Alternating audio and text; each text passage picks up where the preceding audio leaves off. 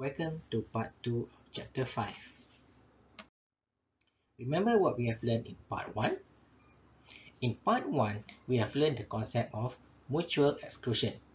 Mutual exclusion seems or just simply means that each processor understood that they need to give way for a process that is in their critical condition. Okay, so you remember that each process have entered into a certain queue in order to be executed. So by having mutual exclusion, each processors understood that they need to actually wait for their turn for the usage of resources and to actually execute the instruction that they want to execute. And in this mutual exclusion condition, we have the mechanism of the semaphore. Semaphore simply means that we have a variable that holds the value of the resources either to increase or decrease and to indicate to the operating system that there is enough resources to be given to the needed processes. Okay, so remember we have also the variables of semWait and also semSignal. SemWait will actually decrease the value of the semaphore, while the semSignal will increase the value of the semaphore. It's simply just a balancing act or to indicate whether we have enough resources or not to be given to all the processes that actually in the system. So whatever a process invoke semWait or semSignal, it will change the value of the semaphore. So this is how operating system knows whether they have enough resources or not. So for today, we are going to look at how does this semaphore is being used either for hardware or software or programming language support. It simply means the semaphore is being used either in a hardware setting or in a programming language setting.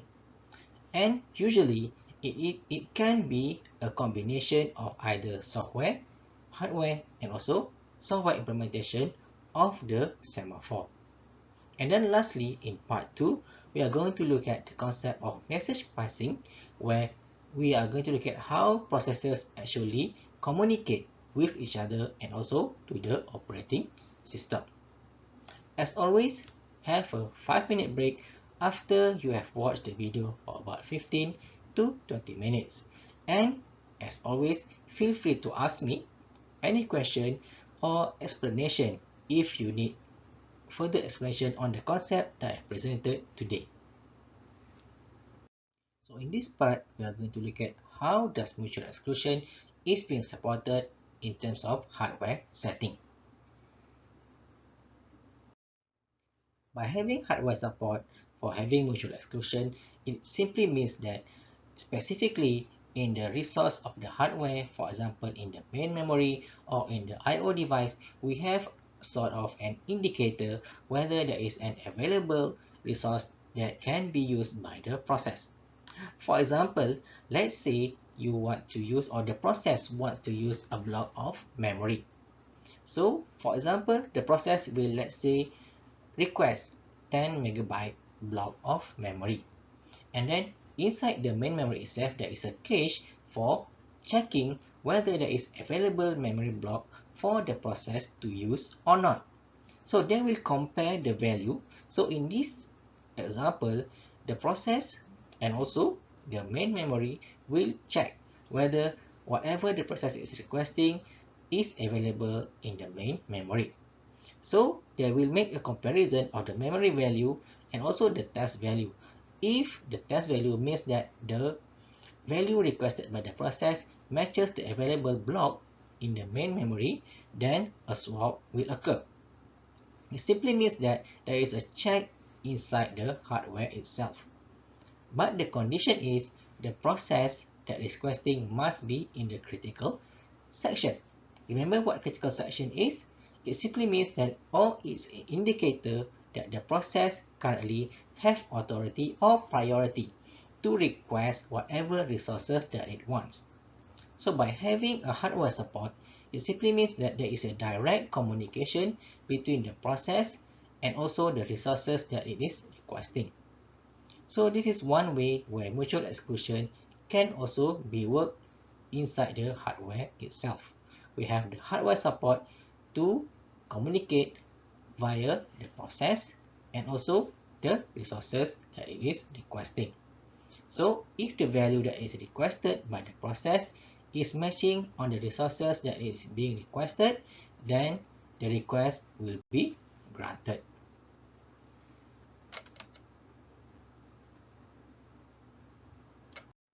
So the advantage of the special machine instruction inside the hardware is that it is applicable to any processors and also any resources that have their own register.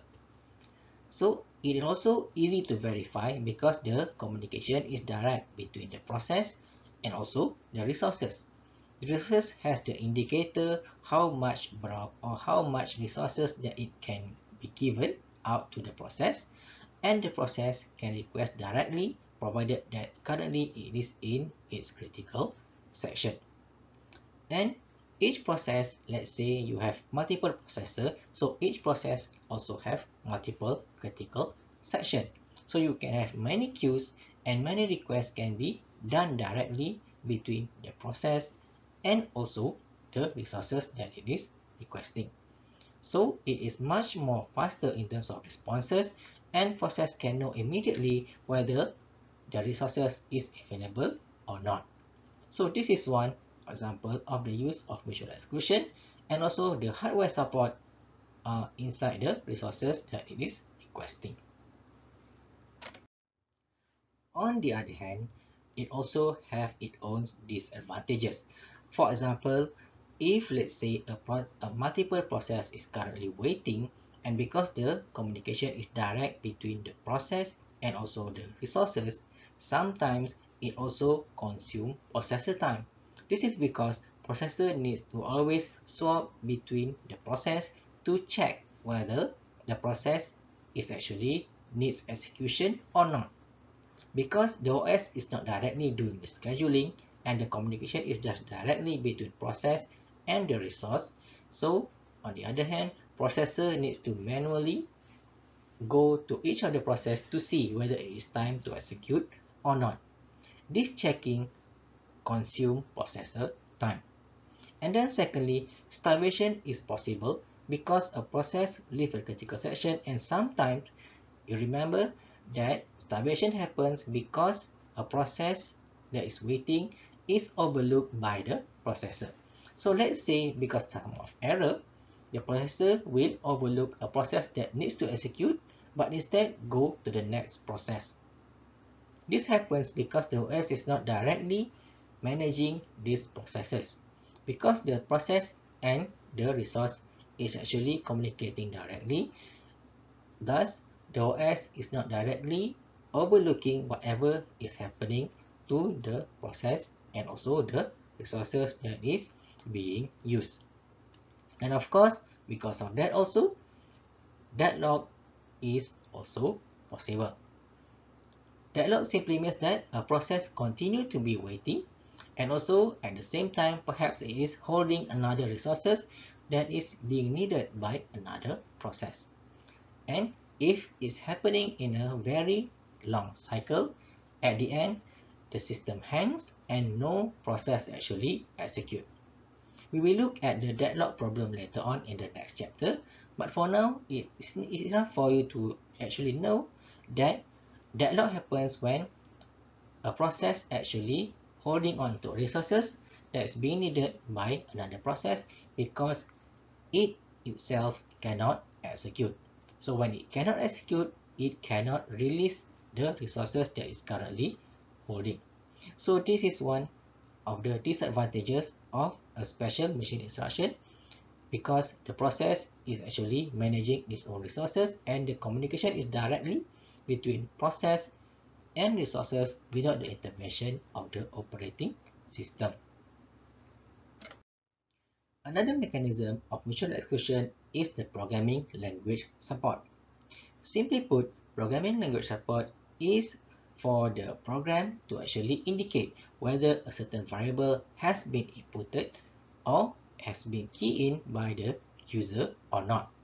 So as you know, the data that is being processed is also part of the thing that a process needs.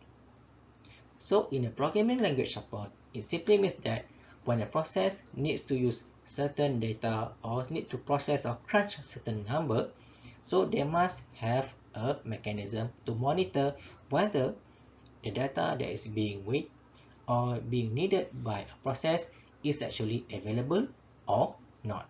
So this is where programming language support also exists for mutual exclusion, because sometimes the data that is being keyed in by the user is also needed by other processes too. So this is where the use of monitor is also important in order to make sure that whatever data that is being needed by the process is also being monitored.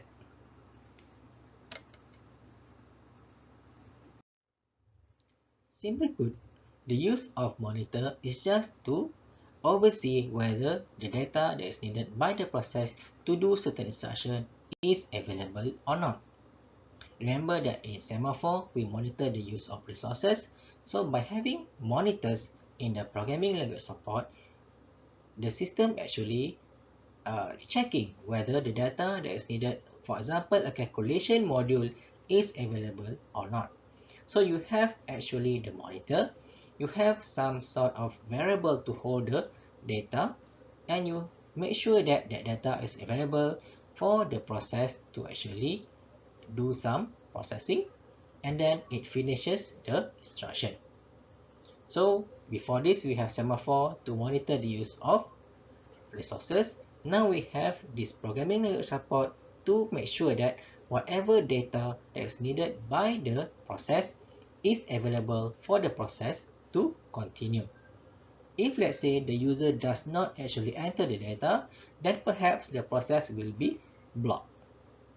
So this is just a simple implementation of the monitor in a programming language setting. It just monitors the availability of data for the process to continue. So in terms of characteristic, the monitor have this characteristic. First of all, it must have the local variables to hold the data that is needed by the process. Secondly, the process enters the monitor invoking the procedures that is needed to process those data. And then lastly, only one process may be executing in the monitor at a time. Remember, the concept is just like the use of resources, but in this setting, they are using or they are just processing data. So why do we actually need to use this monitor for actually data processing? So for example, let's say you have three sets of data, A, B, and C. So before A can actually be used, perhaps A must do some subtraction or division, and then only be passed to variable B.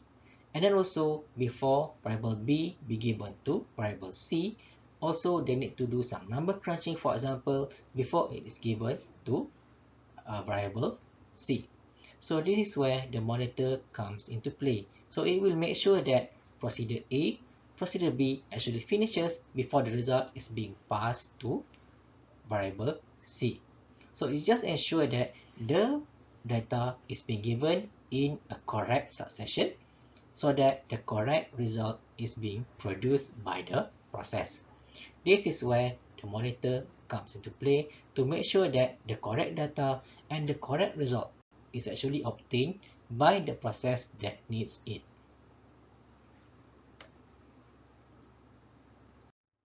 So in terms of variable, in this monitor synchronization setting, we have the C weight and C signal. So for example, C weight will indicate that perhaps, okay, for example, you have two variables.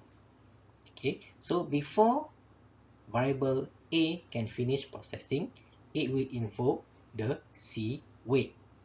So let's say after variable A is ready, then it will invoke the C signal telling variable B, for example, okay, now you can use whatever data that is being produced by variable A. And then while waiting that, okay, variable B will also issue the C wait to indicate to variable C that the variable A is not ready and variable B then is not ready to be given to variable C. So it's just an indicator telling the next variable or the next procedure that the data is not ready yet. Once the C signal is being invoked, it will tell, okay, now that result is ready, now you can use it. So those are the two hardware and also programming language support that's being used for having mutual exclusion in the system. So I hope you can get or understand the use of those mechanisms for having mutual exclusion inside the system that has multiple processes. And usually, it is a combination between the software support and also the hardware support and also the programming support to ensure that we have an optimum mutual exclusion in the system. Because you cannot just rely on the hardware support for mutual exclusion, you need to also have programming language support and also the software support to make sure that the OS is also overseeing the overall process that is actually executing in the system. You cannot just have one mechanism of hardware, for example, and just one mechanism for programming language support without having the actual semaphore to actually give the signal to the operating system what is the resources available and what are the data available for the process to use.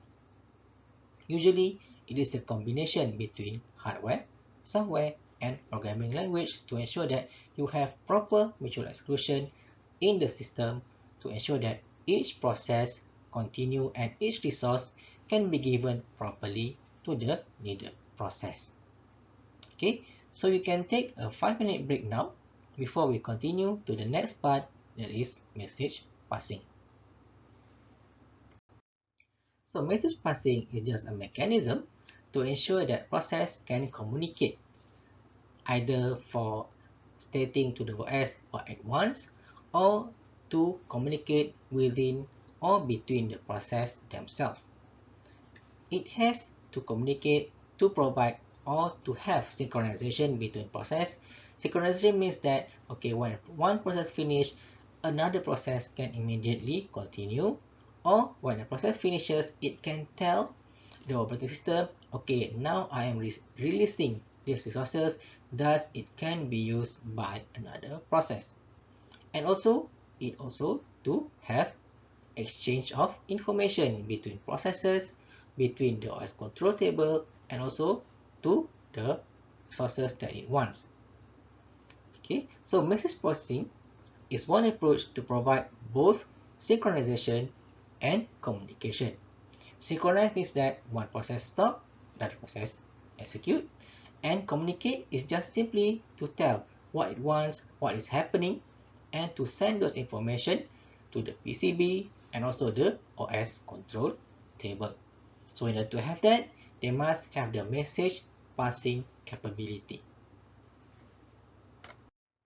So in order to send message to and fro, it needs to have this variable. Okay, it needs to have the send variable, which contains the destination and the message, and also it needs to have the receive variable, which has the source of the message and also the message itself. For example, when the process wants to send the process, let's say this example is process 1 wants to send to process 2. So in the send variable, the destination is process 2, and then the message is being sent to process 2. On the other hand, on the receiving end, we will have the receive variable. It means that, okay, I am receiving, the source is from process 1, and the message is from process 1. So P2 will have P1 information, and P1 will have P2 information. When the variable matches, then only the message can be sent and received between these two processes. So in this example, okay, the variable, I repeat again, in the send variable, we have the destination and the message. Remember, the communication does not necessarily mean that it's just between processes. It can also mean between the process and the OS to the control table. So let's say it is sending, okay, I need this much resources at this point in time. So in the variable it is sending, okay, the destination will be the OS control table, and then the message will be the request for that resource. Okay, so remember, it's not necessarily between process and process. It can also be process and also the control table. Whatever needed communication, so it will use this send variable to send those messages. This is also true for the receive variable. So let's say previously it is sending or it is receiving a message from process 1. So on the destination in the OS control table, for example, it will has this variable indicating that, okay, the OS control table will receive a request from process 1. So the source here is process 1, and the message is the actual request for a resource. Okay, so the receive variable must have this source and also the actual message from the source. This is to ensure that whenever two processes are communicating or two variables are communicating, they know, okay, who is the sender, who is the receiver, and what is the message. So by having these two variables, we have proper synchronization and addressing. Synchronization means that processes that are communicating have the receiver and also the sender's information, and also they have proper addressing, means that each process ID is collected to ensure that the tracking is properly done. So that if, let's say, one variable is missing or one information is not included in the communication, then the process will not be completed. And also it is to ensure that each process and each action can be tracked so that no malicious program can enter and actually request other resources that is not actually need to be given at the very beginning to begin with. So by having proper addressing in terms of the sender and receiver, the OS can properly keep track of the communication and ensure that the request indeed came from the correct process, and whatever it is requested from the operating system is being given to the correct process.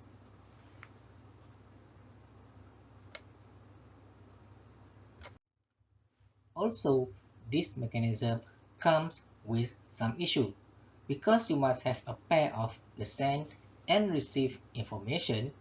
So let's say P1 is actually sending to P2. So until P2 actually receive the information from P1, it will need to actually wait until the message actually being given to it. Because each time a P1 actually invoke that is sending a message to another process, let's say in this case P2, then P2 need actually to be waiting until the message actually arrive.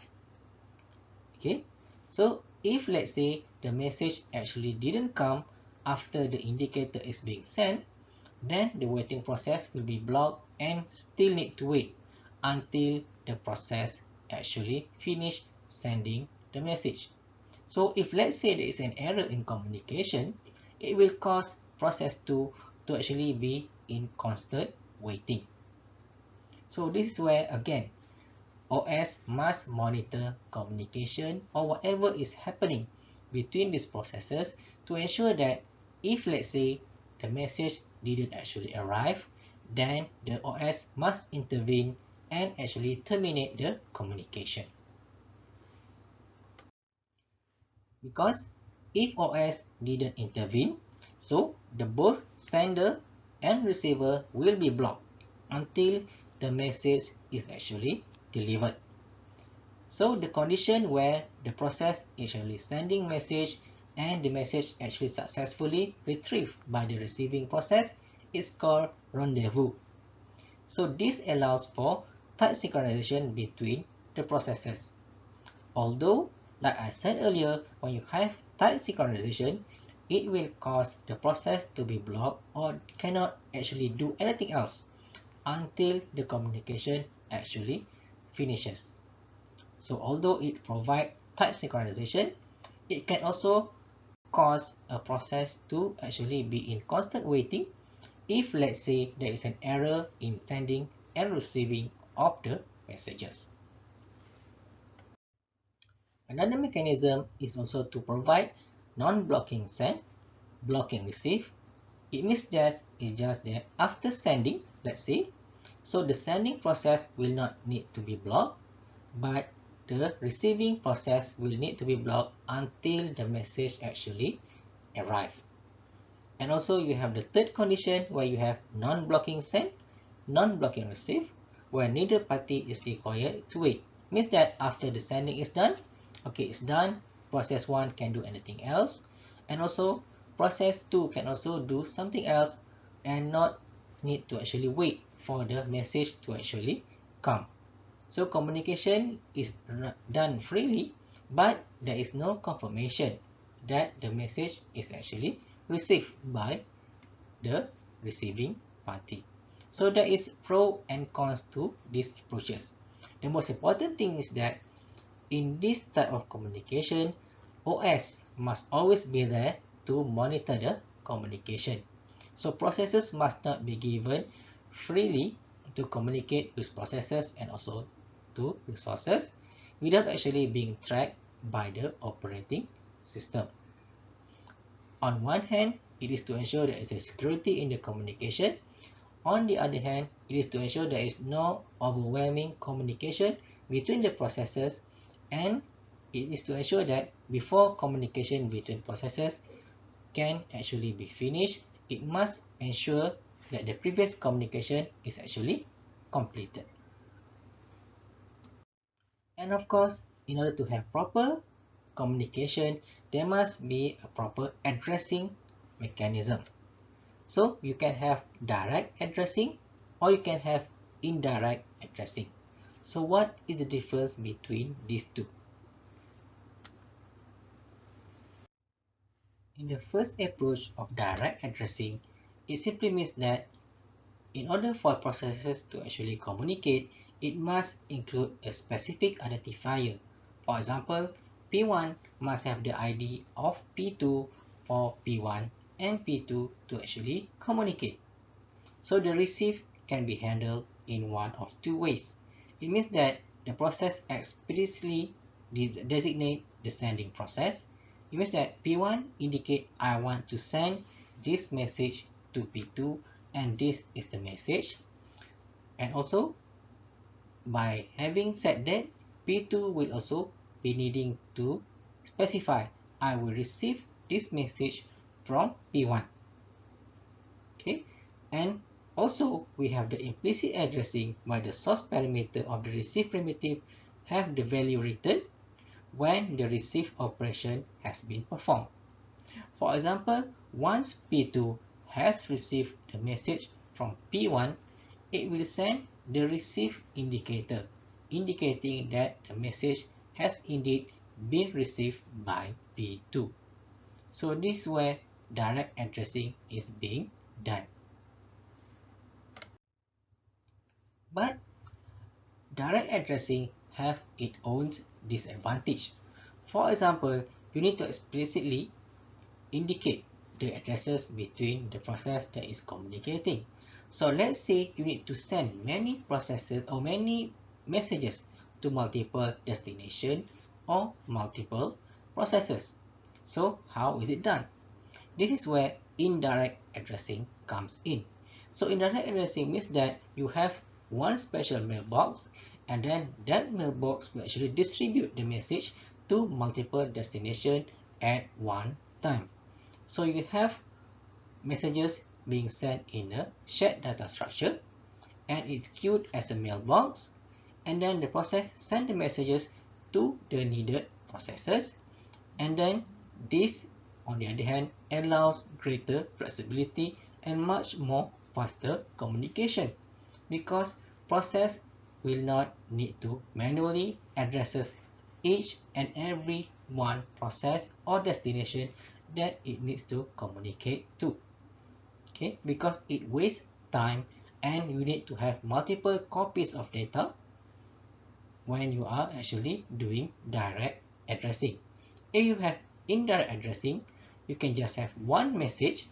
That message is stored in one location, and then when you are actually sending the message to multiple processes, the receiving process just go into the shared database or data structure and then retrieve the message from that data structure instead of having multiple copies of the data. This saves time and also save the memory space to store the data that is need to be sent between one process to another.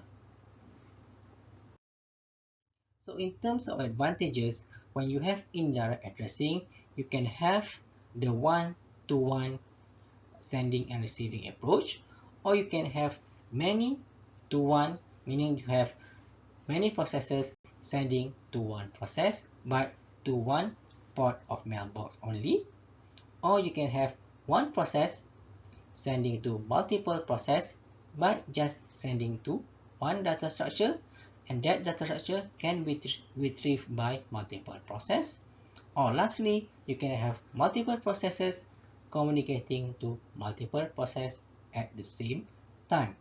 But you can have just one shared data structure so that these processes can go and also retrieve from that same data structure that is actually containing the same data being communicated by this multiple process.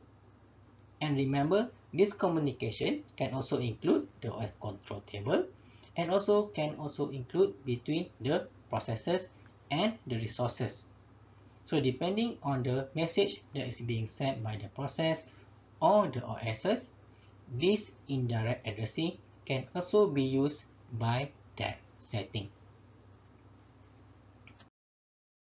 So these are just the general message format that is being communicated between the sender and receiver.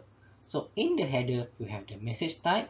Perhaps sometimes it has the variable, or sometimes it has the request for a resource, or it has the source ID, meaning where is the source of the message, who sent it, and also it has the message length, how big of a message that is being sent, and it has the control information. For example, let's say process 1, okay, it indicates that that message can only be read by the OS control table, for example. So any other process trying to access that message will not be given permission to actually have that data that is being communicated. So, and lastly, you have the message content. So in the process communication and the sending and receiving, you must also have the security of the communication there. So only allowed process will be allowed access to the message that's being sent by the sender, and only authorized receiver can actually open the message that is being sent. So remember, communication is also to provide synchronization and also to provide the addressing and also the communication between processes. So this is how process communicate what it wants, and this is how OS actually gets the information regarding the request from the processes. And also in mutual exclusion, it also indicates that, let's say process 1 has already finished, then it can send the message to the other process. Okay, now I am finished. Now it's time for you to actually use these resources. So there are multiple ways where communication comes in handy in a multiple process setting. Okay, just to make sure that whatever the communication is, there must be a proper way to address, either direct addressing or indirect addressing, to ensure that communication runs smoothly in a multiple process setting. So this marks the end of chapter 5. So what have you learned in chapter 5? So first of all, we get the concept of mutual exclusion, where the mechanism of mutual exclusion actually permits multiple processes actually existing in the system, and by having mutual exclusion, multiple processes actually understood the mechanism that each process gets a turn with the resources that it wants. And also, in mutual exclusion, we have the mechanism of semaphores, where you have the mechanism actually supported in the software, hardware, and programming language support. And the most important part is that you need to actually communicate between the processors and the OSs. This is where the communication mechanism comes in. So process needs to communicate, and the OS needs to monitor this communication and also the use of resources to ensure that each process that comes in actually finish execute, and each resources that is available is actually being distributed evenly and properly to the needed process. Okay, so we come back to the concept of operating system. Okay, so remember, you have process, you have operating system, you have the limited resources. Okay, so for now, we can see that in order for process to actually execute, it needs to have proper mutual exclusion mechanism to ensure that the resources that is available there can be given evenly to all the processes and in an orderly manner. Remember, we have the concept of the PCB previously. We also have the concept of OS control table. So in the middle here, we have mutual exclusivity, meaning the understanding between processes and also the resources, and they have to have proper understanding that each process gets a turn eventually. Okay, so by having that, you can have a proper way for the process to execute very well. So in the next chapter, we will look at the problem of deadlock. Why deadlock actually happens. So what's wrong? Is mutual exclusivity not enough to actually make sure that deadlock doesn't happen? So what causes deadlock to happen? So we look at the problem of deadlock in the next chapter. Okay, for now, absorb this knowledge, and then we will see what actually causes deadlock. Okay, from actually why is mutual exclusivity alone is not enough. Okay, so for that, I end chapter 5, and I will see you again in the next chapter. Thank you very much.